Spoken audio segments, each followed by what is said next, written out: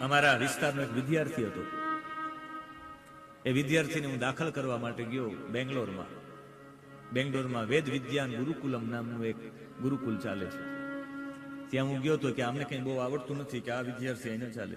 કિમર્થમ યે નિમ્નાહ સંતિ તેષામ કૃતે ભવતામ પાઠશાલા ભવતી ચેત એવ શ્રેષ્ઠમ.